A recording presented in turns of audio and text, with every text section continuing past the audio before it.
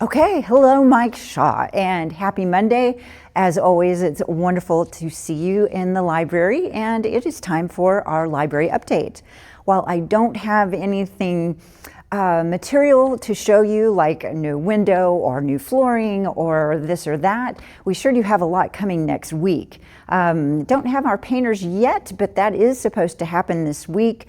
Next week, we've got flooring coming in the entire library. Well, the flooring starts, and the process to do the entire library is going to take a week and a half, I am told. So next week, you're going to see a lot of movement. So what I have to talk about today is some good news and some bad news. And the good news is that we have ironed out our final wrinkles in our bad news, which I'll talk about here in a second, and literally in my hand have my final quote that just needs a signature and get submitted before, and our order will be finalized. Now, what I'm referring to and talking about is our shelving in the children's area. As everybody knows and recalls, that we just had a blessing, a fall from the heavens upon us in the shape of free shelving from the Roy and Helen Hunt Library in downtown McKinney that closed for complete renovation, and they are replacing all of their shelving, which meant their existing shelving was up for grabs to whomever could get down there with moving trucks. And let me tell you, we hoofed it down from Van Alstyne really quickly and got an entire library's worth of shelving. All shelving is not created equal, and while we were pleased to have the savings, seriously, for a library our size full of shelving of that caliber would have been in excess of $100,000. So this was a blessing indeed, with a lot of zeros behind it. So the problem with the McKinney shelving for as it pertains to our children's area, is that the McKinney shelving was all double-sided. It was only 2 shelves high. And what that means is that it was designed to fit a large open area, which is what they had. They're a big library.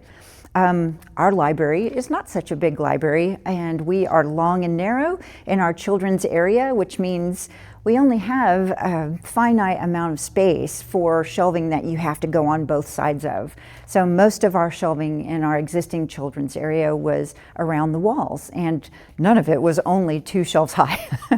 So we did not discover this until early December, when we really started getting into the details of what collection was going where, how many shelves would these size books and this number of books of this collection take, so on and so forth, and understanding that, boy, something wasn't right and what was the problem, and that was it. So panicked shopping ensued. What are we going to do? This, to buy all new shelving was definitely not something in the budget. Everything else had been allocated to big ticket items like that and like that. So it was a bit of an emergency. Luckily, we remembered a company that I had worked with before that specializes in connecting you with the suppliers you need.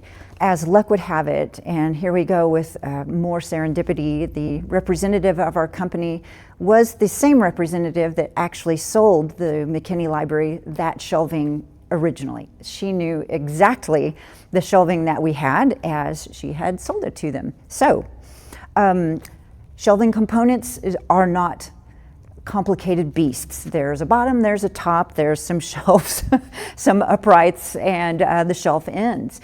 And boy, do we have a mountain of components. What we lacked were just the uprights, so we could construct and build the shelving heights that we needed for our space.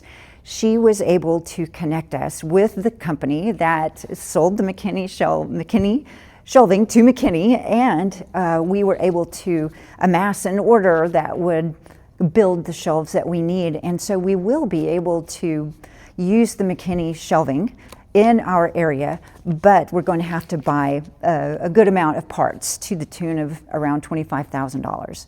So That certainly beats the 50 for bid that I got from another company, and it's going to look amazing, and it will fit our area, but to get it all retranslated and rebuilt took, unfortunately, from December till now. This was in order to save the most money that we could and to make 1,000,000% sure that this was going to fit. So I'm about to submit our order and it will be officially done. Now, here's where the bad news comes in, is our shipping time. The company that manufactures the type of shelving that we got for free is in Mexico, and it's going to be 10 weeks to manufacture, and then, what was that, another 10 to get it across the Gulf, and then another handful to get it from through customs and up here to us. So while I haven't nailed down an exact date, I'm afraid the worst news is that we are looking at late April, mid to late April, more likely late April. So that's my library news for today. And I'm sorry, and there's just nothing I'm able to do about it. So it is what it is. I can promise you this, folks, it is absolutely going to be worth the wait. Bring your extra socks with you to the grand opening because we are going to knock them off. Well, despite our doors being closed much longer than we ever anticipated, the library is still offering services such as our mini library and at the rec center, and of course programs. Story times continue twice a week, Tuesdays, Thursdays at 10:30 at the rec center. We have the AARP is up and running. They are seeing clients on Mondays at the museum, which is right next door to us. Be sure to call them their number to schedule your appointment. That must be done. You can't just drop in. That number is 469-714-3730. The packets are available for pickup at both City Hall and the museum during regular business hours, or you can jump on the city website and download and print your packet at home. Also coming up is our Shoots and Sprouts meeting. That is going to be tomorrow, Tuesday, 5 p.m. at the Rec Center, and we have a special speaker for you. Haley Carter's Small Space Homesteading class is all about making the most of what you already have.